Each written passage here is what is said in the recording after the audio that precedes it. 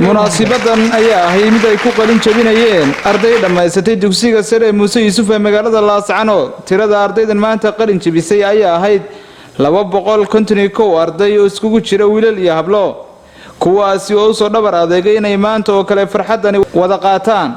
Dufcadan maanta ka qalin bedelatay dugsiga sare Muuse Yuusuf ayaa ahayd dufcadii 16aad ee ka baxday dugsigani, wuxuuna dugsiga Muuse Yuusuf ka mid yahay dugsiyada badanaba soo saara arday tayo leh. waxaana munaasabadani goobjoog ahaa maamulka dugsiga sare, macallimiinta dugsigaasi, waxgarad cuqaal, maamulka gobolka Sool kan degmada Lascanod, waalidiin iyo sidoo kale mas'uuliyiin ka socday jaamacadaha ka dhisan magaalada Lascanod. waxayna dhammaan mas'uuliyiintii halkaasi ka hadashay ay hambalyo iyo bogaadin u direen ardaydani maanta qalin bedelatay ee dugsiga sare Muuse Yuusuf.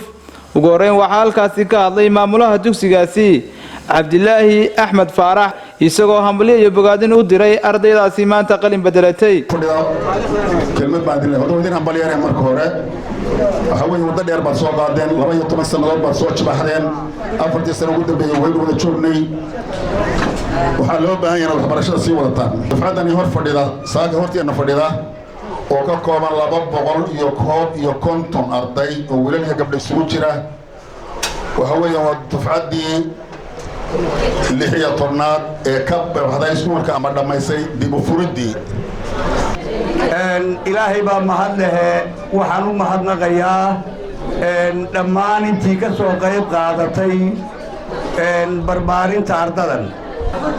waan idin hambalyeynaya mar labaad iyo mar saddexaad waan idin hambalyeynaya, anoo idinku hambalyeynaya qalin jabintiina iyo farxadiina. waxaan idin leeyahay congratulation, hambalyaan idin leeyahay, soo dhawaadaan idin leeyahay. waxay naga soo dhamaatay waxbarashadii khasabka ahayd, waxaynu gudubnay waxbarashadii xorriyadda lahayd ee qofku ismaamulayay. annagu haddaan ay bahda jaamacadda sahal aad iyo aad baan ardayda Muuse Yuusuf u soo dhawaynaynaa.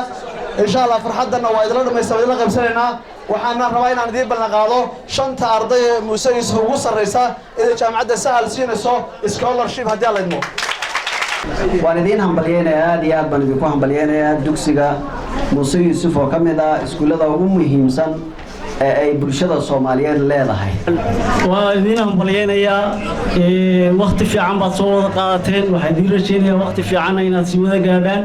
waxaan leeyahay bahda jaamacadaha, bahda waxgaradka gobolka, xuqaasha, cid kastaba in la isku taxallujiyo ardayda sidii meeqaan sare kala barkood loo gaarsiin lahaa.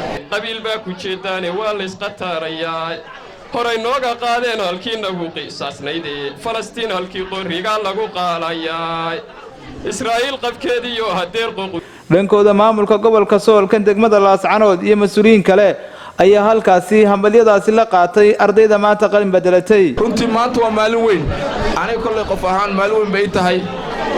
waayo badan baan u soo taagnaa xafladan oo kale.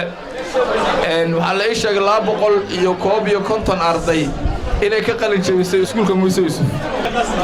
idinku waxaad ku gasheen standard wanaagsan, meel wanaagsan waad ka soo gasheen. runtii number yar baan kaga qalin jabinay oo dhowr iyo 40 ah. waxaa farxad weyn oo ah inaanu maanta kala soo qayb galno xiritaanka dufcadii 16aad ee dugsiga sare ee Muuse Yuusuf oo ah dugsiga sare, hooyada dugsiga sare, hooyada gobolka ee xagga dugsiga sare oo ay ka qalin jabinayaan maanta 251 arday. Maxamuud Guray, Saab TV, Lascanod.